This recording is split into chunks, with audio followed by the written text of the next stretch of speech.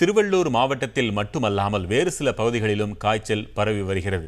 சேலம் மாவட்டம் ஓமலூர் மற்றும் தாரமங்கலம் வட்டார பகுதிகளிலும் வைரஸ் காய்ச்சலின் தாக்கம் அதிகமாக இருக்கிறது. தாரமங்கலத்திற்கு அருகே உள்ள கோவிலூர் கிராமத்தில் குழந்தைகள், சிறுவர்கள், பெரியவர்கள் என 100க்கும் மேற்பட்டோர் காய்ச்சலால் பாதிக்கப்பட்டுள்ளனர். இவர்களில் சிலர் மேச்சேரியில் உள்ள தனியார் மருத்துவமனையில் சிகிச்சை பெற்று வீடு திரும்பியுள்ளனர். மேலும் சிலர் மேச்சேரி அரசு ஆரம்ப சுகாதார நிலையத்தில் சிகிச்சை பெற்று வருகின்றனர். இந்நிலையில் மேச்சேரி அரசு மருத்துவர் தலைமையிலான குழுவினர் 3ஆம் நாளாக சுகாதார பணிகளை மேற்கொண்டனர். வீடு வீடாக சென்று எந்த காய்ச்சலால் மக்கள் பாதிக்கப்பட்டுள்ளனர் என்பது குறித்து இவர்கள் ஆய்வு செய்கின்றனர். தீவிர காய்ச்சல் இருப்பவர்கள் கண்டுபிடிக்கப்பட்டு மருந்து மாத்திரைகள் வழங்கப்படுகின்றன. இப்பகுதியில் பாதிக்கப்பட்டவர்களின் இரத்த மாதிரிகளும் எடுக்கப்பட்டு பரிசோதனைக்காக அனுப்பி வைக்கப்பட்டுள்ளன.